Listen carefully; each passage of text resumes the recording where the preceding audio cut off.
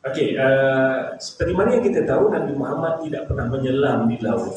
Seperti mana yang kita tahu Nabi Muhammad dibesarkan di tengah padang pasir. Kenapa orang ramai yang melihat Nabi Nuh membuat kapal, mereka ketahukan Nabi Nuh? Sebab apa ya? Wa kullama marra alaihi mala'u min qaumi sakhiru minhu. Apabila orang ramai lalu di depan Nabi Nuh yang sedang buat kapal, dia pelekehkan Nabi Nuh, ketawakan Nabi Nuh. Kenapa Nabi Nuh diketawakan? Sebab buat kapal dekat tengah padang pasir. Maksudnya benda tu pelik. Benda yang pelik. Kalau kat sini, kat Taman Ehsan ni, kita buat kapal masih tak pelik lagi sebab tak jauh sangat. Tapi kat tengah padang pasir yang tak ada laut, yang tak ada air, kat mana nak bawa kapal ni? Kapal ni nak berlayar di mana? Dan kapal Nabi Nuh bukan kecil, tuan-tuan. Kapal Nabi Nuh tu lebih kurang 6 padang bola sepak. Besar lah. Agak besar. Tinggi kapal tu lebih kurang 150 meter tinggi dia. So agak tinggi, besar. Dan dibuat tengah-tengah padang pasir. Bukankah satu benda yang pelik? Ini satu mall yang cukup besar, tuan-tuan. Satu mall yang cukup besar. Demikian juga, apa yang saya nak kaitkan kat sini ialah apabila Nabi Muhammad SAW mampu menceritakan apa yang ada di dalam laut, itu satu benda yang pelik, satu benda yang ajaib, yang sukar untuk diterima oleh akal orang yang sihat. Bagaimana seorang yang hidup di tengah padang pasir boleh menceritakan begitu detail tentang alam samudera. InsyaAllah kita akan lihat. Pada masa yang sama, Al-Quran terus menjelaskan bahawa fakta-fakta saintifik tentang Al-Quran akan terus disingkap daripada semasa ke semasa. Sanurihim ayatina fil afaqi wa fi anfusihim hatta yatabayyana lahum annahu al-haq. Awalam yakfi bi rabbika annahu ala kulli syai'in syahid. Sanurihim, dia berkata ra'a yara. Yara past tense. Nuri ini kami pertontonkan benda yang past tense, benda yang sedang berlaku. Apabila ditambah sin di hadapan, benda itu sedang berlaku dan berterusan akan berlaku. Kalau orang yang belajar grammar bahasa Inggeris mudah untuk dipahami, present continuous tense. Benda yang sedang berlaku dan berterusan akan berlaku. Afaq, pada alam maya ini, pada alam ciptaan Allah SWT, wa fi anfusihim, dan pada diri manusia sendiri, hatta yatabayyana lahum, hingga menjadi dalil dan bukti pada mereka, annaul haq, sesungguhnya Al-Quran itu benar datang pada Allah SWT. Kenapa ia bukti benarnya Al-Quran? Kerana it is impossible. Segala fakta-fakta ini dijelaskan oleh Nabi. Tuan-tuan sekalian, kalau kita duduk di kawasan Nusantara ni yang penuh dengan tumbuh-tumbuhan, kita nak cerita tentang padang pasir, mungkin kita tak mampu nak cerita. Apakah binatang yang ada di padang pasir, bagaimana suasana waktu malam di padang pasir, bagaimana suhu yang ada. Ramai orang sangka padang pasir ni panas, ya. Padang pasir pun juga turun salji. Di Tabuk turun salji. Kita tahu padang pasir panas, tapi bagaimana turun salji? Di Mekah, Madinah, kalau waktu musim sejuk. Saya waktu menunaikan haji dulu musim sejuk, memang kena pakai jaket. Saya kalau umrah, mungkin sebahagian besar kita pergi umrah bukan dalam keadaan musim sejuk. Cuba nak gambarkan suhu kita yang sepanjang tahun sama, tak ada bezanya. Sukar untuk kita menceritakan 4 musim yang kita tak alami sendiri.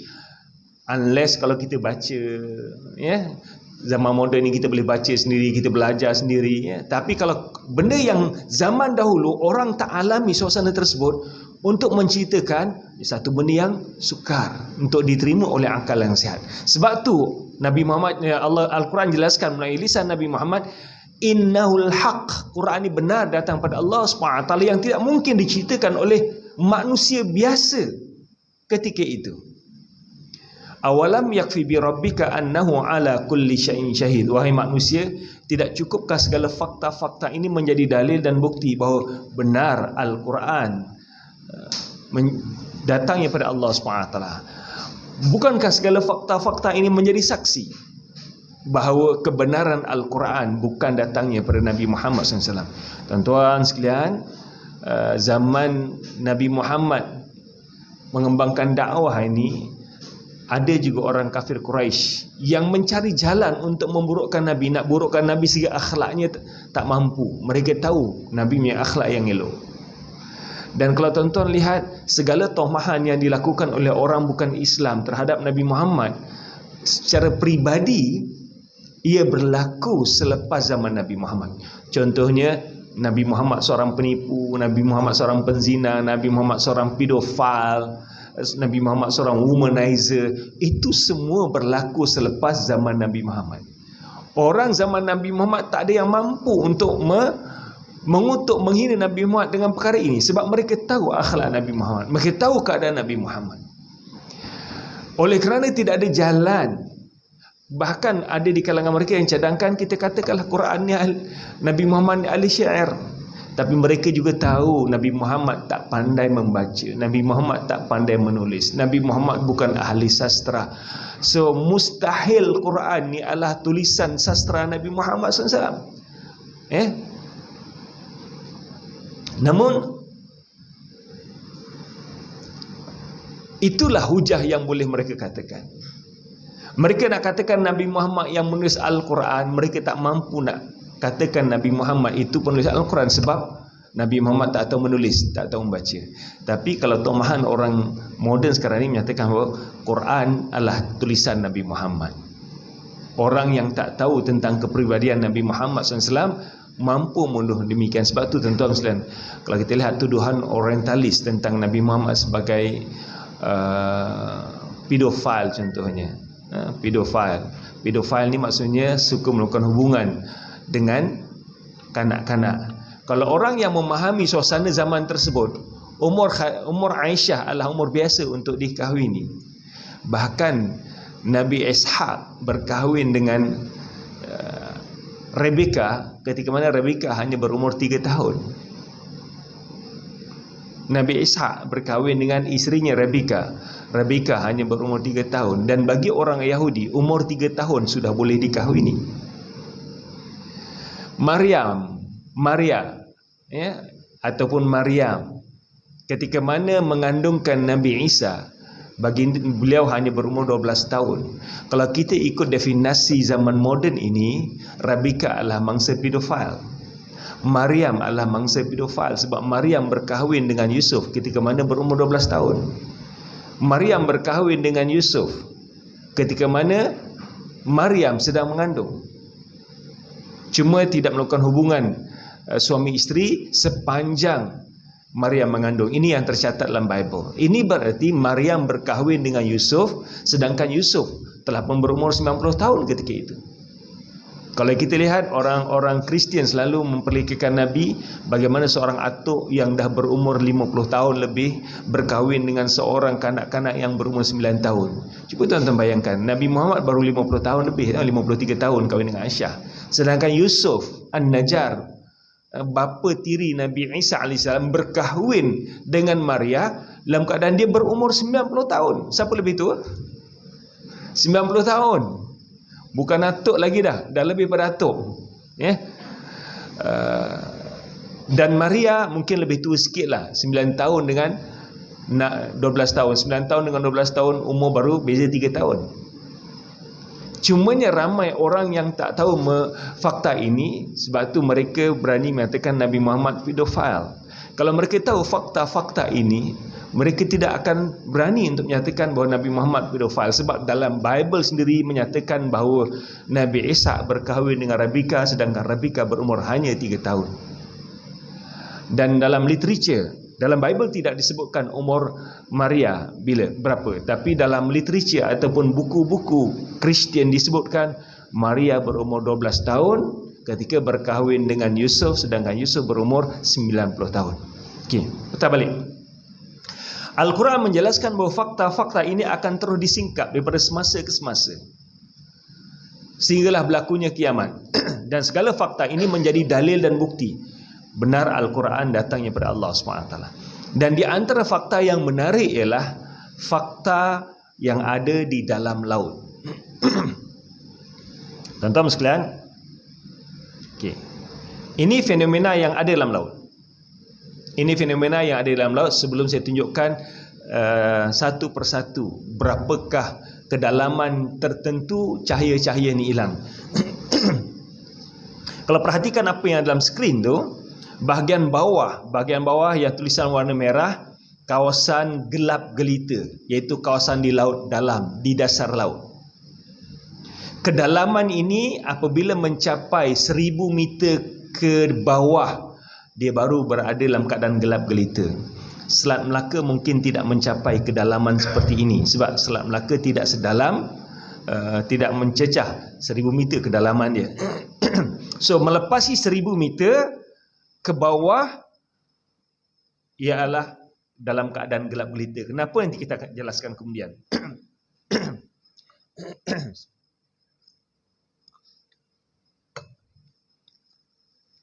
Kemudian kawasan yang kedua, kawasan yang gelap. Sebelum kawasan yang gelap tu ada lapisan, dan lapisan inilah lapisan ombak. Lapisan ombak di dalam laut. Kemudian di atas lapisan ombak ni ada lapisan ombak yang lain. Jadi ada dua lapis ombak. Ombak permukaan air, tuan-tuan tengok yang ketiga tu ombak permukaan laut. Yang bawah ombak di dalam laut. Apa perbezaan di antara dua ombak ini? Ombak di dalam laut pertamanya dia lebih besar berbanding dengan ombak di permukaan laut. Persamaannya, kedua-dua ombak ini membadai apa yang ada, ataupun membadai, kalau kapal lalu kat situ dia membadai kapal seperti mana ombak di permukaan air dan juga ombak dalam laut. Cuma bezanya ombak di dalam laut lebih besar.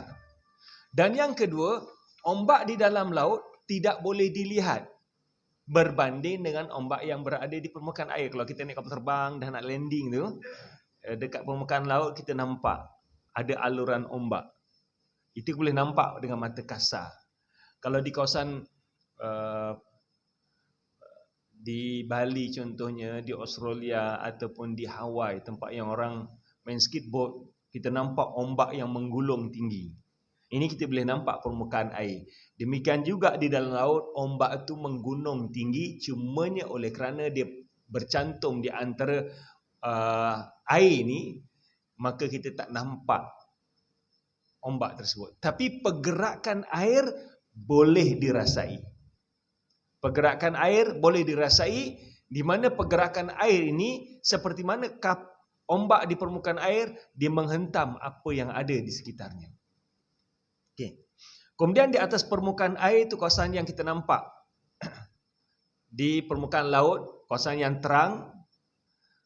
Dia tidak terang sangat sebab di bawah, di atasnya ada kepulan awan, terutamanya kalau kawasan kita di Nusantara ni, yang awan kita, langit kita penuh dengan awan. Kalau di padang pasir mungkin langit cerah, tak nampak seperti ini. Kemudian di atas itu ada sinaran matahari. Jadi kalau tuan-tuan perhatikan, ada peringkat yang berbeza. Kawasan terang benderang, direct matahari. Di bawah kepulan awan, kawasan teredup. Kemudian di dalam permukaan ataupun di dalam laut, kawasan yang agak gelap. Di bawah sekali kawasan yang gelap gelita. Kawasan yang gelap gelita. Okey. Kenapa kawasan ni gelap gelita?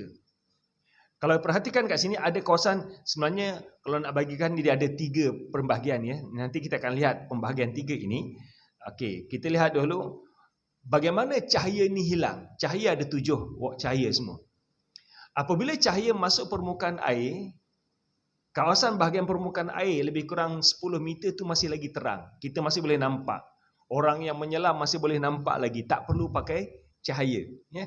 Kalau orang yang diving, dia tak perlu pakai lampu, dia boleh nampak. Kalau kita nak tengok coral ke, nak nampak apa yang ada kawasan yang coral ni cantik, kita tak perlu bawa lampu.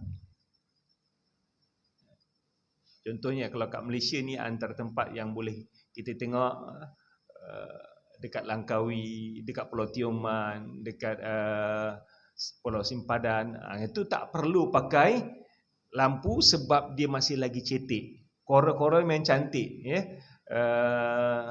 Tuan-tuan, di antara tempat yang cantik indah ni dah di bahagian dasar laut. Dengan bentuk warna yang subhanallah, batu-batu karang cukup cantik, cukup indah. Cuma bila batu karang ni dibawa naik ke atas, dia mati, dia dah jadi kaku. Tapi di dalam tu bentuknya cukup cantik. Haiwan-haiwan yang kita jarang nampak, mungkinlah tuan-tuan tengok yang kita boleh explore, boleh diving ataupun tengok National Geographic. Nampak haiwan-haiwan yang berbeza-beza. Taib. Bawah 10 meter, kawasan tu dah mula gelap. Sebab antara 10 meter hingga 30 meter, warna merah telah pun hilang. Warna merah telah pun diserap. Waktu itulah kalau seorang luka, darah yang keluar kita tak akan nampak warna merah. Darah yang keluar nampak warna hitam. Sebab warna merah dah tak ada. Kemudian antara 30 hingga 50 meter, warna pink hilang. Antara 50 hingga 100 meter, warna kuning hilang. Antara 100 hingga 200, warna hijau hilang. Kemudian 200 meter, melepasi 200 meter, warna ungu, warna biru, warna indigo hilang. Mencapai kedalaman 1000 meter, langsung tak ada cahaya. Habis dah cahaya. So kalau kat sini tuan-tuan nampak, dia peringkat kegelapan yang berbeza-beza. Okay? Di atas 1000 meter, antara 1000 meter dengan 2000 meter tu kawasan yang dah agak gelap. Sebahagian kecil cahaya yang ada. Antara 200 hingga 100 meter ke atas, beberapa cahaya telah pun hilang. Kawasan yang agak terang hanya di permukaan air sampai 100 meter sahaja. Itu sahaja yang ada cahaya. Dan di situlah kawasan fotosintesis boleh berlaku. Tetapi selepas itu sudah tidak boleh berlaku lagi. Sebab fotosintesis memerlukan 4 elemen. Yang pertama, air. Yang kedua, klorofil. Yang ketiga, karbon dioksida. Yang keempat, cahaya. Jadi kalau cahaya tidak ada, proses fotosintesis tak boleh berlaku. So dalam kedalaman 200 meter ke bawah, proses fotosintesis sudah tidak boleh berlaku lagi. Tuan-tuan sekalian, fenomena ini, fakta ini baru saja ditemui oleh Badan Samudra di Amerika Syarikat tahun 2000. Saya ada jelaskan agak detail dalam buku saya ni. Cuma buku ni sekarang ni zaman moden banyak tak dijual kat kedai. Banyak publisher jual melalui Shopee. Kalau tuan-tuan nak dapatkan, boleh dapatkan kat Shopee ataupun Lazada. Antara perkara yang saya bincangkan agak detail ialah dalam buku ini, perkara ini. Tajuk buku ini, Membongkar Mukjizat Saintifik Al-Quran. So dalam kedalaman yang berbeza-beza ini, ada warna yang berbeza yang hilang sedikit demi sedikit, menyebabkan tahap kegelapan yang berbeza-beza. Mungkin sepintas lalu kita boleh nampak, kita boleh bagikan 3 zon. Zon yang bawah ni zon yang gelap gelita. Tak ada cahaya. Okey. Zon yang kedua, selepas kedalaman 200 meter. Selepas kedalaman 200 meter tadi, cahaya hijau, cahaya indigo, cahaya biru hilang. Maksudnya kawasan ni sedikit demi sedikit ada cahaya hijau, biru, indigo sampai bawah tu mula hilang. Zon ini 200 meter ni fotosintesis sudah tidak berlaku. Manakala zon yang atas daripada permukaan air yang cerah sampailah 200 meter, beberapa cahaya hilang sedikit demi sedikit. Kita akan nampak zon yang berbeza-beza ini dengan lapisan kegelapan yang berbeza. Lapisan yang kedua dan pertama, yang bawah sekali gelap gelita, ikan-ikan yang hidup di sini ataupun haiwan yang hidup di sini hanyalah haiwan yang ada cahaya sendiri. Kalau tak, mereka tak ada, tak boleh nampak. Kalau kat daratan ni ada tak haiwan yang ada cahaya? Ada tak? Ada apa dia? Klip-klip. Okey, klip kan ada keluarkan cahaya kan? Kunang-kunang. Kadang yang panggil kunang-kunang, klip-klip. Klip-klip mengeluarkan cahaya sendiri. Demikian juga sebahagian ikan, tuan-tuan tengok gambar yang ujung sebelah sini, ujung sebelah sini tu kan nampak ikan tu ada cahaya. Ini contoh bagaimana Allah bagikan sisik ikan itu bercahaya dan sisik ini menjadi lampu. Sisik ini menjadi lampu bagi ikan sebab kawasan ni gelap gelita, tak ada cahaya. Okey. Sepintas lalu mungkin saya bacakan lapisan pertama dikenali sebagai sunlight zone, iaitu lapisan yang atas ni, yang atas kali itu sunlight zone, maksudnya cahaya masih lagi ada kat situ. Cahaya ada kat situ, boleh nampak terang walaupun kita tak bawa lampu. Okay, sunlight zone. Zone ini merupakan zone yang paling banyak terdapat aktiviti perikanan komersial yang dilakukan. Zone ini menjadi habitat haiwan laut terlindung seperti penyu. Lapisan ini adalah daripada permukaan air sehingga kedalaman 200 meter. Kalau tuan-tuan ingat, di kedalaman 200 meter. Okey. Beberapa warna sedikit demi sedikit hilang daripada merah, jingga, kuning, hijau mula hilang sampai kedalaman 200 meter. Namun kita masih boleh nampak lagi. Kita boleh nampak lagi. Melepasi 200 meter dah agak gelap sebab lebih terlampau banyak cahaya yang dah hilang. Okey, ini zon yang pertama. Zon yang kedua dikenali sebagai zon senja. Tadi zon cahaya yang terang. Zon senja. Senja ni kalau kita lihat sekarang masuk maghrib pukul 7.20, senja pukul 7 tu dah mula gelap. Kawasan yang agak gelap, sedangkan cahaya yang berupaya menembusi kawasan ini hanyalah dengan jumlah yang sedikit. Kadar sinaran cahaya matahari akan berkurangan begitu cepat mengikut kadar kedalaman laut. Di zon ini proses fotosintesis sudah tidak dapat berlaku lagi dan zon ini pada kedalaman 200 hingga 1000 meter. Ini zon yang kedua. Zon yang ketiga dikenali sebagai zon yang gelap gelita, bagaikan kegelapan di tengah malam yang pekat gelap gelita. Pada zon ini sudah tidak ada lagi sinaran cahaya matahari yang menembusinya. Ini menyebabkan kawasan ini menjadi gelap gelita dan zon ini berada di kedalaman melebihi 1000 meter. Sebab itu sebutkan tadi, Selat Melaka mungkin tidak ada fenomena ini sebab Selat Melaka tidak dalam. Selat Melaka agak cetek berbanding dengan Laut Atlantik, Laut Cina Selatan, Lautan Hindi. Ini lautan-lautan yang dalam. Dan kalau kita perhatikan, zon-zon yang berbeza kegelapan ini, Allah describe betul-betul dalam Al-Quran melalui hadis Nabi Muhammad sallallahu alaihi wasallam. Cuba perhatikan ayat ini. Au kadzulumatin fi bahril lujji, dan bagaikan kegelapan yang ada di lautan dalam. Kegelapan yang ada di lautan dalam, bahagian bawah tu gelap gelita. Allah gambarkan fi bahril lujji. Allah tak sebutkan fi bahri. Kalau bahri maksudnya laut. Tapi fi bahril lujji, lautan dalam. Lautan Atlantik, lautan Hindi, laut. Beza di antara laut dengan lautan. Hatta Laut Cina Selatan ni dah agak dalam. Kalau Selat Melaka ni, dia tak dipanggil laut lepas. Laut lepas ni Laut Cina Selatan, dia laut lepas. Lautan Hindi, lautan Atlantik, itu laut lepas. Selat Melaka terlindung di antara semenanjung Tanah Melayu dengan Pulau Sumatera. Ia terlindung, ombaknya pun tak besar. Berbanding dengan laut lepas yang ombaknya besar. Sebab itulah kalau tuan-tuan ingat lagi, peristiwa ledakan, tidak ada seorang yang ada di kalangan kita yang ada kat sini dah lahir masa itu. Ledakan Gunung Krakatoa pada tahun 1883 di Sumatera, di sebelah laut lepas sana.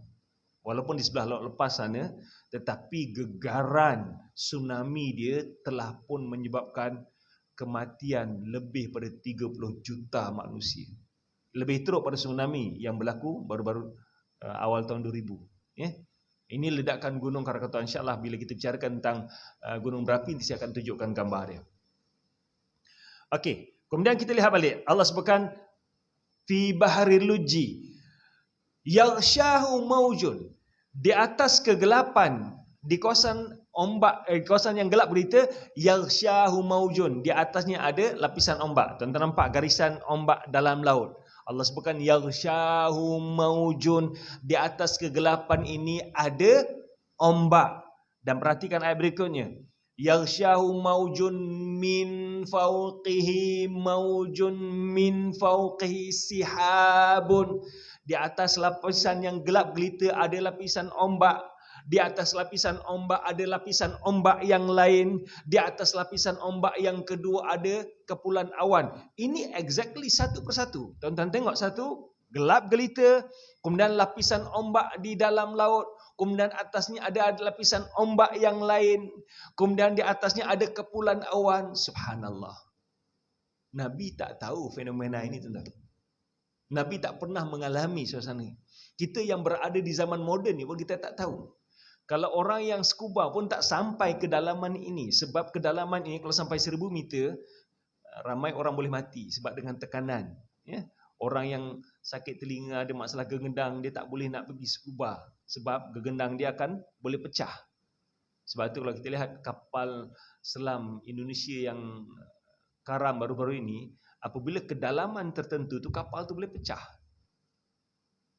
Ada kapal yang tak mampu untuk menyelam dalam sebab tekanan yang kuat. Sama juga angkasawan. Angkasawan ni orang nak pergi angkasa, dia kena cek telinga dia, gegendang telinga dia macam mana, gigi dia macam mana. Ya, gigi tak boleh rosak, gegendang telinga tak boleh rosak. Walaupun dengan pakaian yang lengkap, kalau tak pakai pakaian lengkap, kita boleh mati sebab tekanan yang kuat, sama ada di angkasa ataupun di dasar lautan. Kemudian ayat ni menjelaskan lain. Zulumatun, bahagian hujung atas tu, zulumatun ba'duha fawqa ba'd, kegelapan yang di atasnya ada kegelapan-kegelapan yang lain. Dan di sini kita nampak ni kegelapan yang berbeza-beza, dan di sini menjelaskan satu persatu. Peringkat berapa meter warna ini hilang satu persatu. Nak gambarkan bahawa dengan kedalaman tertentu, jarak beberapa meter, sedikit demi sedikit warna-warna tertentu akan hilang. Ini bererti kegelapan yang berbeza-beza peringkatnya. Allahu Akbar. Siapa ajar Nabi tuan-tuan semua perkara ini? Cukup detail. Kalau kita perhatikan ayat ini, Allah sebutkan zulumatun ba'duha fawqa ba'd, kegelapan yang di atasnya ada kegelapan yang berbeza-beza. Kalau perhatikan kat sini, saya tunjukkan dua lapisan dalam laut, satu lapisan yang gelap gelita bawah tu, kemudian di antara dua lapisan ombak, di situlah di antara jarak 10 meter hingga 1000 meter. Lapisan warna yang berbeza-beza, hilang-hilang sikit demi sikit, yang Allah gambarkan zulumatun ba'duha fawqa ba'd, kegelapan yang di atasnya ada kegelapan-kegelapan lapisan yang berbeza-beza. Subhanallah. Idza akhraja yadahu lam yakad yarah, andai kata dia mengeluarkan tangan dia macam ini, dia tidak akan dapat melihat. Sebab apa tak dapat melihat? Sebab cahaya tak ada. Kita hanya boleh melihat sebab ada cahaya. Cuba kalau kita padamkan lampu dalam keadaan gelap gelita, kita tak boleh melihat. Kawasan yang gelap gelita di sini, kita tak boleh melihat. Itu yang Allah gambarkan, idza akhraja yadahu. Kalau dia letak tangan macam ni, maksudnya jarak ni yang dekat ni pun kita tak boleh nampak sebab tak ada cahaya. Idza akhraja yadahu lam yakad yarah. Wa man lam yaj'alillahu lahu nuran fama lahu min nur.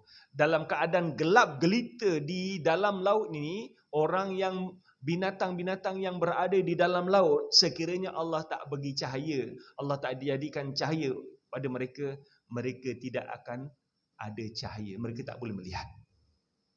Tuan-tuan sekalian, Allah bukan nak ceritakan tentang fakta-fakta saintifik ni detail.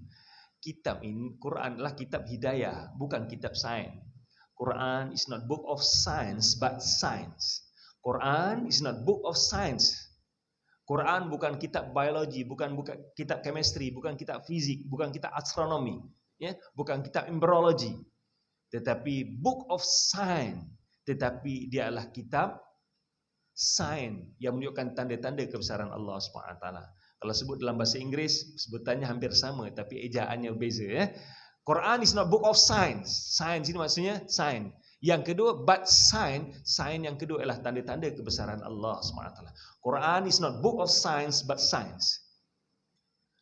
Dan apabila Allah bicarakan detail seperti ini, Allah nak bagi tahu ini adalah gambaran keadaan manusia. Wahai manusia, hidup di dunia ini sebenarnya kita hidup dalam keadaan kegelapan jahiliah. Hidup dunia ini kita berada dalam gelap gelita. Kecuali mereka yang Allah bagi cahaya iman, maka dia akan berada dalam keterangan iman ataupun disirami oleh cahaya iman.